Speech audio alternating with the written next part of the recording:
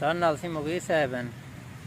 मुगीर साहब डॉक्टर साहब हाल लियो मरीज दा हाल लियो सही। मरीज का कल ऑपरेशन थी गया ही थायराइड अच्छा। दा ही डॉक्टर शबीर किते ने अच्छा हुन गयो हूं थई दे जे हां सर्जिकल फीमेल वार्ड है जे अच्छा ये जड़ा